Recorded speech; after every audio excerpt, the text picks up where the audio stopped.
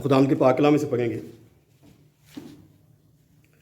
یوحنا کا پہلا خط اس کا 5واں باب اور 18ویں اور 19ویں آیت۔ آپ کے پاس بائبل ہے تو کھولیے۔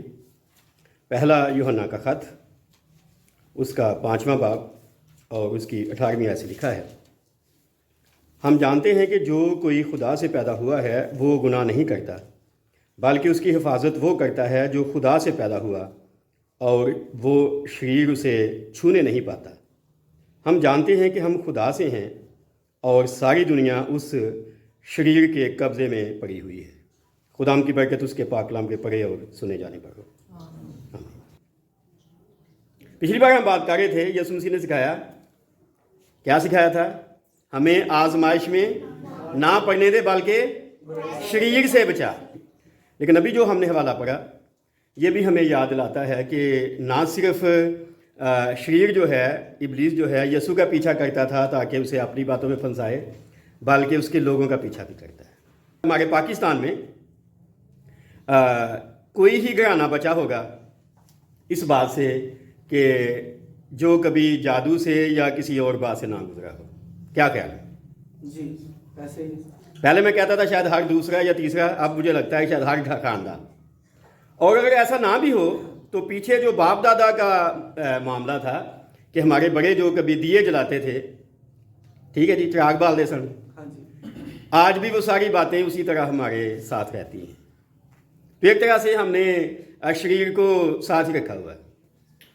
اور یہ جو بھی بات ہم نے پڑھی 19ویں آیت سے ہم بات شروع کریں گے، 18ویں آیت پہ بعد میں آتے ہیں۔ آئیے دوبارہ دیکھیں، ہم جانتے ہیں کہ ہم خدا سے ہیں اور ساری دنیا اس شریر کے قبضے میں پڑی ہوئی ہے۔ اور اگر آپ یونانی کے ساتھ جائیں تو لکھا ہے ہم جانتے ہیں کہ ہم خدا سے ہیں، اور وہاں یہ نہیں لکھا اور، وہاں لکھا ہے حالانکہ ساری دنیا شریر کے قبضے میں پڑی ہوئی۔ حالانکہ سمجھتے ہیں نا، یعنی ہم تو نہیں ہیں، دوسرے ہیں۔ کیا ہے پہلا جملہ؟ ہم جانتے ہیں کہ ہم خدا سے ہیں۔ خدا سے ہیں۔ خدا سے ہونے کا مطلب پتہ کیا ہوتا ہے؟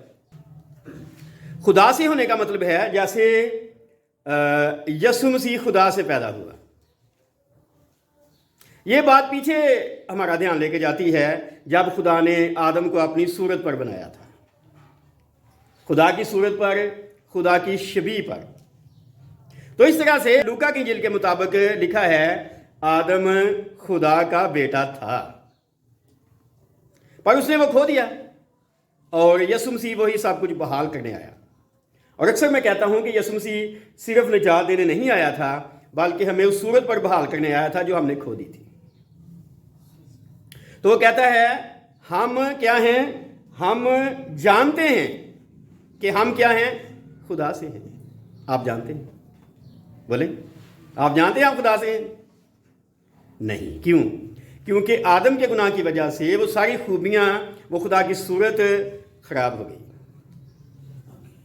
یسوع سے دوبارہ اس کو ٹھیک کرنے آیا، اور آپ دیکھیں یہاں بات شروع ہوئی ہے کہ یہ ایک دونوں آیتوں میں خدا کا اور شریر کا ایک تقابلی جائزہ ہے، موازنہ ہے کہ ہم خدا سے ہیں اور ساری دنیا، یعنی حالانکہ ساری دنیا شریر کے قبضے میں، یعنی مقابلہ ہے نا، ایک پارٹی خدا ہے، ایک پارٹی چودھری صاحب ہے، شریر۔ ہم دعویٰ بڑی دفعہ کرتے ہیں ہم مسیحی ہیں، ہم مسیحی خاندان میں پیدا ہوئے، ہم چرچ جاتے ہیں، ہم داعیگی دیتے ہیں، لیکن اکثر ان ساری باتوں کے باوجود ہم خدا سے نہیں ہوتے۔ ہمارا تعلق شریر سے ہوتا ہے، زبان سے خدا لیکن اندر سے شریر۔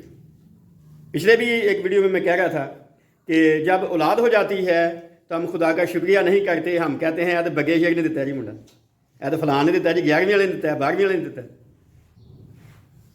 جو اچھا کام کرتے ہیں کبھی تو ہم کہتے ہیں ہم نے کیا، جو غلط ہو جاتا ہے تو ہم کہتے ہیں خدا کی مرضی۔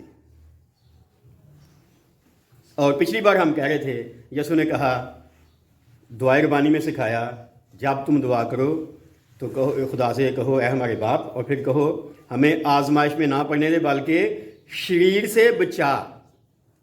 اور اگر آپ یوحنا کی انجیل کا 17 باب دیکھیں، یسوع مسیح کی آخری دعا، تو اس میں بھی اس نے کہا دعا کرتے ہوئے باپ سے کہ اے باپ، میں اب دنیا میں نہیں رہوں گا لیکن میرے لوگ دنیا میں رہیں گے، تو شریر سے ان کی حفاظت کرنا۔ ٹھیک ہے، تو پہلی بات ہے یہ کمپیریزن ہے، تقابلی جائزہ ہے خدا کا اور شریر کا۔ اور ہم اپنی زندگی میں دیکھ سکتے ہیں کہ ہم خدا سے ہیں یا خدا کے ساتھ ہیں، یا خدا ہمارے ساتھ ہے یا شریر کے ساتھ، پہلی بات۔ اور دوسری بات ہے ہماری کلیسیائی زندگی۔ ایک ہے شخصی زندگی جو بھی بات ہو رہی ہے، ہم خدا سے ہیں، دوسری ہے کلیسیائی زندگی۔ اور اس کے لیے ہم ایک پیچھے سے والا پڑھتے ہیں، میرے ساتھ دیکھیے ذرا۔ پہلا یوحنا کا خط، اس کا 2 باب 12 آیت سے لکھا ہے، اے بچوں، میں تمہیں اس لیے لکھتا ہوں کہ اس کے نام سے تمہارے گناہ معاف ہوئے۔ اے بزرگوں، میں تمہیں اس لیے لکھتا ہوں کہ جو ابتدا سے ہے اسے تم جان گئے ہو۔ اے جوانوں، میں تمہیں اس لیے لکھتا ہوں کہ تم اس شیر پر غالب آ گئے ہو۔ ٹھیک ہے جی، تو کتنی باتیں ہیں یعنی کہ ترتیب ہے۔ ہم اگر خدا سے ہیں تو ہمیں دوبارہ اس زندگی کو اپنانا پڑتا ہے جو یسوع مسیح دیتا ہے، جسے ہم کہتے ہیں نئی پیدائش، نیا مخلوق ہونا۔ اور کیسے ہوتے ہیں؟ ہم اپنے گناہوں سے توبہ کرتے ہیں، ہم خدا پر ایمان لاتے ہیں، ہم پانی کا بپتسمہ لیتے ہیں، ہمیں روح القدس کا بپتسمہ ملتا ہے، ہم راستہ ٹھہرائے جاتے ہیں، ہم خدا کو باپ کہنے کا حق پاتے ہیں، تو پھر ہم نئے مخلوق بن جاتے ہیں۔ تو کہاں سے وہ شروع کر رہا ہے؟ کہہ رہا ہے اے بچوں، یعنی شریر پر غالب آنا ایک دن کا کام نہیں ہے۔ ٹھیک ہے، شروع کہاں سے ہے؟ اے بچوں، میں تمہیں اس لیے لکھتا ہوں کہ اس کے نام سے تمہارے گناہ معاف ہوئے۔ پہلے راست باز بننا ہے، پہلے گناہ معاف ہوں گے تب ہم شریر سے بچ سکتے ہیں، ویسے نہیں بچ سکتے۔ واضح جی میری بات؟ دوسری بات، بزرگوں سے وہ کہتا ہے اے بزرگوں، میں تمہیں اس لیے لکھتا ہوں کہ جو ابتدا سے ہے اسے تم جان گئے ہو۔ لیکن ہم بچوں سے اگلے سٹیپ پہ آتے ہیں اور اگلا جملہ لکھا ہے اے جوانوں، میں تمہیں اس لیے لکھتا ہوں کہ تم اس شریر پر غالب آ گئے ہو۔ تو پہلے ہیں بچے یسوع مسیح میں، لے پالک، خدا کے فرزند، اور لے پالک ہوتے ہیں تو ہمارے گناہ معاف ہو جاتے ہیں۔ پر پھر بچوں سے اگلا سٹیپ ہے جوانی کا۔ جوان ہوں گے یسوع مسیح میں تو پھر شریر پر غالب آ سکتے ہیں۔ ذرا غور کیجیے گا میری بات پر۔ اور میں اکثر کہتا ہوں کہ پاکستان میں جو تعلیم دی گئی ہے وہ صرف بپتسمے تک ہے۔ کیا خیال ایسا نہیں ہے؟ توبہ کی تعلیم دی جاتی ہے، منادی کی جاتی ہے، زور و شور سے اچھی باتیں کرنی چاہیے، اور بپتسمہ دے دیا جاتا ہے پانی کا، یہ بھی بڑی اچھی بات ہے۔ اگر اس نے صحیح شخص نے بپتسمہ لیا ہو یا دینے والا بھی صحیح ہو تو اسے پاک روح انعام میں مل سکتا ہے۔ لیکن ہمیں پتہ نہیں ہوتا کہ ہم اگر صحیح بھی بپتسمہ لینا چاہتے ہیں تو جو دینے والا ہے وہ لائق بھی ہے کہ نہیں، اور اگر بپتسمہ دینے والا لائق نہ ہو تو بپتسمہ نہیں ہوتا جی۔ اور اس کی نشانی یہ ہے کہ روح القدس نہیں ملے گا۔ میں بہت سے ایسے لوگوں کو جانتا ہوں جنہوں نے بپتسمہ لیا بہت سال پہلے، لیکن ویسے ایک ویسے ہی ہیں۔ کیوں؟ انہوں نے تو اپنا شاید اپنا خدا کے سامنے رکھنا چاہا، پر جو دینے والا تھا وہ ٹھیک نہیں تھا، اور ایسے ہی وہ پھرے ہیں، نہ ادھر کے نہ ادھر کے۔ ٹھیک ہے، اور اس کے بعد اگلی زندگی آتی ہے۔ بپتسمے کے بعد جب بچہ چھوٹا ہوتا ہے تو آہستہ آہستہ عمر میں بڑھتا ہے۔ کیا حال ہے؟ ایک دن میں تو نہیں ہو جاتا نا، آہستہ آہستہ وقت لگتا ہے نا۔ تو بچپن سے جوانی تک کافی سال لگ جاتے ہیں۔ کیا پاکستان کے حساب سے جوان ہم کہتے ہیں 18 سال سے ہم اس کو بالغ گنتے ہیں، شناختی کارڈ بن جاتا ہے۔ تو جب وہ پیدا ہوا ہے 18 سال تک کچھ نہ کچھ تو تعلیم و تربیت چاہیے نا۔ کیا خیال ہے؟ کھانا چاہیے، کپڑے چاہیے، تعلیم چاہیے، تربیت چاہیے، سب کچھ چاہیے۔ تو پیدا ہوتے ہی تو شریر پہ غالب نہیں آ سکتا نا۔ لیکن اگر اسے پیدا ہونے کے بعد بچے کو اس طرح تیار کیا جاتا ہے کہ کل کو اس کا مقابلہ ابلیس کے ساتھ ہونا ہے تو پھر وہ غالب آ جائے گا۔ جب اولاد نہیں ہوتی آپ کو پتہ ہے تو ہم بڑی منتیں کرتے ہیں، ایسا نہیں؟ جہاں نہیں جانا وہاں بھی چلے جاتے ہیں۔ پر جب پیدا ہو جاتا ہے پھر کیا کرتے ہیں؟ کیا اس کی پرورش خدا کے اصولوں پر کرتے ہیں؟ پچھلے دنوں میں کہہ رہا تھا کہ جب بچہ پیدا ہوتا ہے تو اس کے پیدا ہونے کے بعد ہم اس کے سر کے بال اتار کر رکھ لیتے ہیں، ایسا نہیں؟ یہ اس میں تو نہیں لکھا ہوا نا۔ تو کیا مطلب؟ बच्चा पैदा होने के बाद हमारा तरीक़ेकार शुरू से ही अजीब हो जाता है, क्या ख्याल? और फिर कैसे उसकी परवरिश होगी? ऐसे ही बपतिस्मा पाने के बाद जवान होने तक, ठीक है, तरबियत चाहिए जी, खाना भी चाहिए। ये पाक कलाम मिलता है? नहीं मिलता। और इस वीडियो के तवज्जुह से मैं कह रहा हूँ, जहाँ जहाँ वीडियो जाएगी पाकिस्तान में, दुनिया में, मैं कह रहा हूँ कि पाकिस्तान में इसके बाद खाना दस्तयाब नहीं है, खाना मौजूद नहीं है। क्यों? क्योंकि जिन्होंने बनाना था वो उनको आता ही नहीं बनाना। खाना बनाने के लिए एक तो खाना होना चाहिए ना, चीज़ें होनी चाहिए, एक बनाने वाला भी होना चाहिए। और जब दोनों चीज़ें नहीं होंगी तो फिर क्या होगा? भूख, कहत, और ऐसे ही होगा हमारे साथ। इसलिए पाकिस्तान में हम शरीर पर गालिब नहीं आ पाए। कभी हम कहते फलां में खबीस है, फलां में ये है, फलां में ये है, फलां। क्यों? उन्होंने होर कोई नहीं लभदा थां टकाना, होरां वल तो नहीं जाता, साढ़े वाल ही होंदा। हम तो थोड़े हैं ना पाकिस्तान में, जो ज़्यादा है उनकी तरफ जाए ना। नहीं, क्योंकि हम उनको पंजाबी की सदा देने हैं जी। तो ये तरतीब लिखी है ना, ए बच्चों तुम्हें लिखता हूं तुम्हारे गुनाह माफ हो गए हैं, ए जवानों तुम्हें लिखता हूं तुम शरीर पर गालिब आ गए हो। तो जब से आपने, जिन्होंने बपतिस्मा यहाँ बैठे हैं, पाया है, आप सोचें बचपन से कहीं थोड़ा आगे आए, बचपन से लड़कपन तक आए, जवानी तो अगला स्टेप है ना, या वहीं खड़े हैं।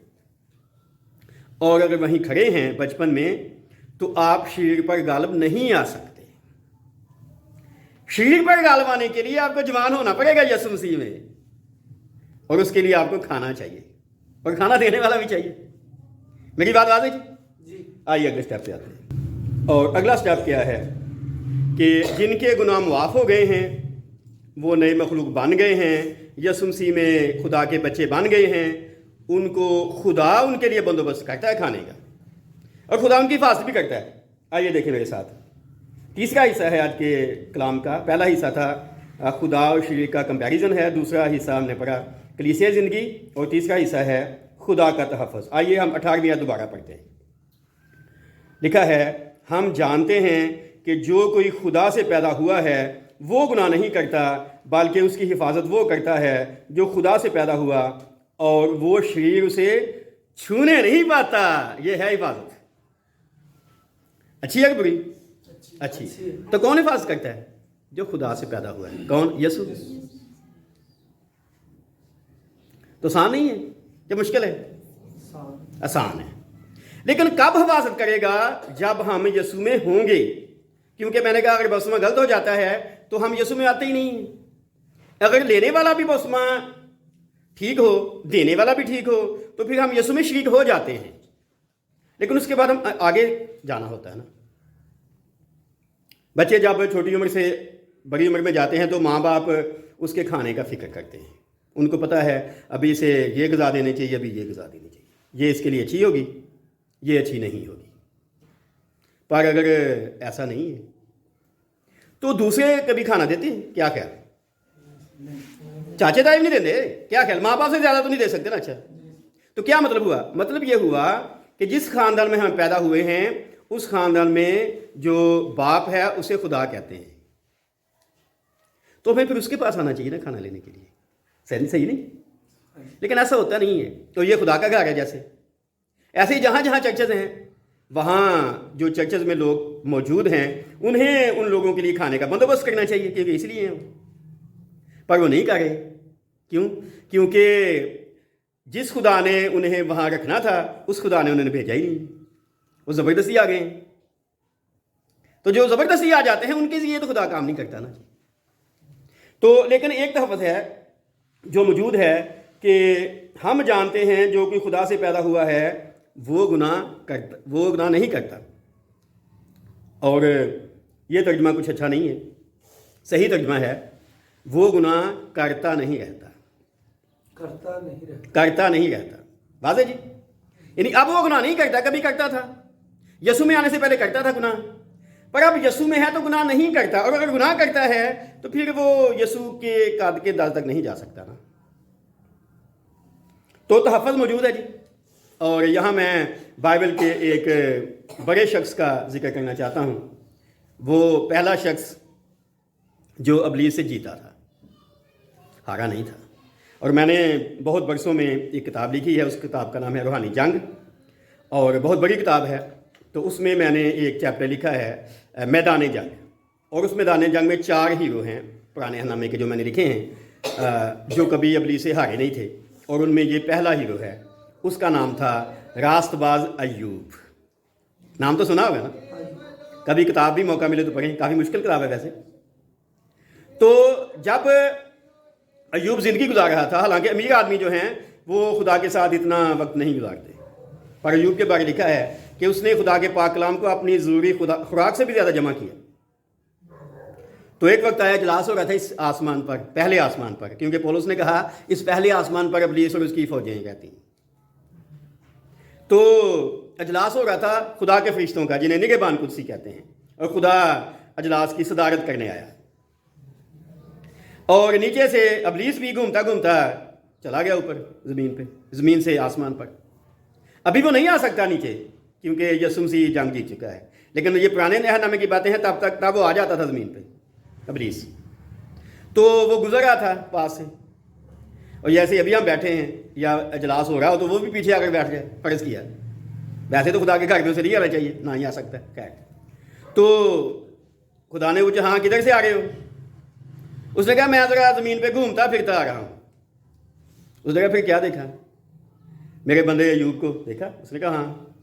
تو خداوند تو نے اسے اتنی برکات دے دی، انہیں تو تیری شکر گزاری کرنی ہے. تو نے بہت سے اس کو پیسے دیے ہیں، مال دول دیا، سب کچھ دی. تو خدا نے کہا کیا پھر؟ اس نے کہا ٹھیک ہے تو لے لیا، تو کھولا تو ٹھیک، ویکھی تیرے نام تے کفر پک دے گا. اور خدا نے سب کچھ لے لیا. اس کی جتنی بھی بھیڑ بکریاں تھیں، جانور تھے، لے لیے، مر گئے. اس کے بیٹے بیٹیاں بھی مر گئے. ٹھیک ہے. خدا نے کہا اب، اس نے کہا جان کا صدقہ مال. ٹھیک ہے نا، لوگ اپنی جان کے صدقے مال قربان کر دیتے، کوئی گل نہیں. تو اس نے کہا اب تو اس کی جان کو دکھ دے. ٹھیک ہے. اور سر سے لے کر پاؤں تک وہ پھوڑوں سے بھر گیا. ٹھیک ہے. اور وہ باہر چوک میں جہاں کوڑا پھینکتے تھے وہاں بیٹھ گیا، چھوٹی سی ٹھیکری لے کر اپنے جسم کو ایسے کھجلی کرتا رہتا. دوست ملنے آئے، وہ بھی ایک ہفتہ اس کے سامنے ویسے ہی خاموش ہو کے بیٹھے رہے. بعد میں ایک لمبی بحث چھڑ گئی، وہ اسے تانے دینے لگے.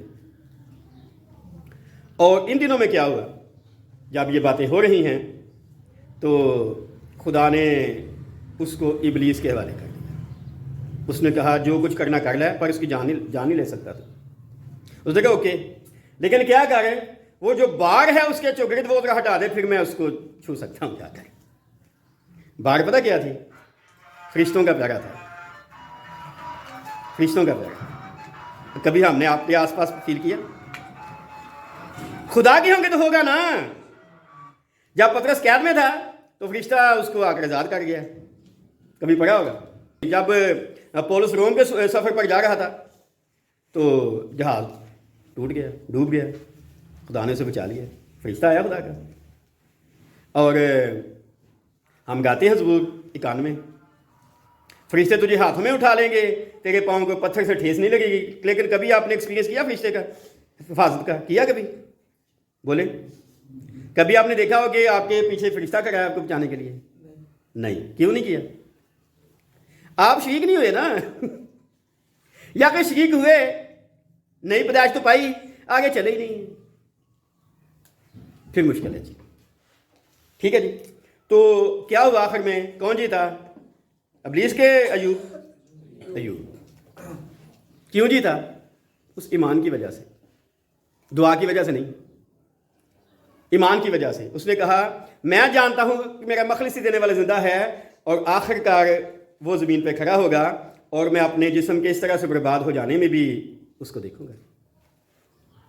دنیا کا ایک بڑا خادم ہے، اس کا نام ہے چارلس سپرجن. وہ کہتا ہے جب ایوب نے کہا کہ میرا مخلصی دینے والا زندہ ہے، آخر کار زمین پہ کھڑا ہوگا، تو اس نے یسوع کے مجسم ہو کر آنے کی بات کی تھی. جب اس نے کہا کہ میں اپنی کھال کے برباد ہو جانے میں بھی اس کو دیکھوں گا، تو پھر اس نے اپنے جی اٹھنے کی بات کی کہ مارنا پھر یسوع زندہ کر دے گا. ہم اپنے رسولوں کے عقیدے میں کہتے ہیں میں ایمان رکھتا ہوں جسم کے جی اٹھنے پر. यसु ने कहा जितने कब्रों में हैं खुदा के बेटे की बात सुनेंगे, जो सुनेंगे जिएंगे। यसु ने कहा लाजर बाहर आ, तो लाजर बाहर आ गया था। लेकिन यहाँ एक और सख्त बात, मैं मुश्किल बात करना चाहता हूँ। आपने अगर तौबा की है, आपने अगर बपतिस्मा लिया है, आप यसु में शरीक हो गए हैं, नई पैदाइश मिली है, लेकिन आप आगे नहीं बढ़े तो मुश्किल हो जाएगी जी। जितनी ज़िंदगी हमें मिली है, हमें यसु के कद के अंदाज तक जाना होगा। पर अगर आप इस बदन में नई पैदाइश पाने के बाद यसु के कद के अंदाज तक ना जा सके, तो एक तो आप शरीर पर गालिब नहीं आ सकेंगे, वो आपको कहीं ना कहीं गिरा देगा। दूसरी बात, आप पहली क़यामत में जिंदा नहीं होंगे। जब यसु आएगा तो मुर्दे जिंदा हो जाएंगे जो यसु में मरे होंगे, और जो जिंदा होंगे उनका जिस्म बदल जाएगा। आमदे सानी के बारे में अब हम बात करते हैं। लेकिन जो तैयार होंगे, जो तैयार बदन के साथ मरे होंगे, उनको यसु जिंदा कर देगा। पर जिनका बदन वैसा नहीं होगा कि जिंदा हो सके, वो जिंदा नहीं होंगे। यसु ने कहा 2 लोग खेत में काम करते होंगे, 2 लोग एक चारपाई पे सोते होंगे, 2 खवातीन चक्की पीसती होंगी। एक ले लिया जाएगा, दूसरा छोड़ दिया जाएगा। और मैं अक्सर कहता हूं कि ये यानी 2, एक ईमानदार और एक बेईमान की बात नहीं है, दोनों ईमानदार हैं। एक तैयार है, एक तैयार नहीं है। और एक और बात मैं यहां आखिर में कह रहा हूं, मसीही होने के बाद, सच्चे मसीही होने के बाद आप चाहें या ना चाहें, शरीर के साथ जंग शुरू हो जाती है। बेशक हमारे ख़ानदान में, खुदा माफ़ करे, वैसे खुदा ना खास्ता किसी में बदरूहें हों या ना हों, हम जब यसु में आएंगे वो हमारा पीछा करने आएगा, जैसे फ़िरौन इसराइलियों का पीछा करता आ गया था। लेकिन अगर खुदा हमारे साथ हो तो फ़िरौन कुलज़म में डूब जाता है। वही कुलज़म जिसमें मूसा और उसकी कौम गुजर गई, वही कुलज़म उसमें फ़िरौन डूब गया। तो मसीही ज़िंदगी इतनी आसान नहीं है। पहली बात मैंने की है, आखिर में कह रहा हूँ इन सारी बातों को वाइंड अप करते हुए, कि आप यसु में आए हैं तो आपको जवान होकर शरीर पर गालिब आ जाना चाहिए। खुदा हिफाजत भी कर रहा है यसु मसीह के वसीले से, और शैतान जो है आपको छू भी नहीं सकता। लेकिन इतनी हिफाजत के बावजूद आपको फिर यसु जैसा तो होना चाहिए ना जी। दूसरी बात मैंने की है कि ये बदन यसु में आने के बाद उस जैसा होना चाहिए, और अगर उस जैसा नहीं होगा तो यसु जब आमदसानी में आएगा तो हम उसके साथ जिंदा नहीं होंगे, उसके साथ नहीं जा सकेंगे, दुनिया के साथ जाएंगे। और अक्सर आपको पता, मैं ये बातें कहता रहता हूं, अपना आप सही तौर पे यसु मसीह को दे दें, फिर वो वास करेगा, फिर वो आपको छू नहीं सकता। पर अगर नहीं, फिर तो जो उन्हें करना करनी है। वो कहते हैं अगर आप जंगल में जा रहे हो तो आगे से शेर आ जाए तो आप क्या करेंगे? तो कहते हैं फिर शेर ही करे जो करना है। तो वो तो ढूंढता फिरता है ना। पतरस कहता है इबलीस ढूंढता फिरता है शेर बबे की तरह। तो बच सकते हैं, यसु मसीह हमारी हिफाजत कर सकते हैं। लेकिन शर्त है हम पहले उसमें आए हों, उसके बच्चे बने हों, हमारे गुनाह मुआफ़ हो गए हों, और फिर एक वक्त आना चाहिए कि हम उसका मुकाबला भी कर सकें शेर का। तो पिछली बार हम बात कर रहे थे, यसु ने कहा बाप से दुआ करनी है कि हमें आजमाइश में ना पड़ने दे बल्कि शरीर से बचा। अब अगले स्टेप पे आए हैं कि हमें शरीर का मुकाबला करना पड़ेगा। जब बच्चे छोटे होते हैं तो माँ बाप हर तरह से उसका ख्याल रखते हैं, जब बच्चे बड़े हो जाते हैं तो वो खुद अपना ख्याल रख सकते हैं। और पाकिस्तान में अभी हम चाहते हैं हमारा ख्याल रखा जाए, हम छोटे हैं ना अभी। हाँ, ख्याल रखा जाएगा, लेकिन वो खुदा जैसे माँ बाप चाहते हैं कि उनका बच्चा बड़ा हो, उम्र के हिसाब से उसका कद भी बड़ा हो, सेहतमंद रहे, वो फिक्र करते हैं, जो भी ज़रूरी होता है उसके लिए करते हैं, बाप भी करता है।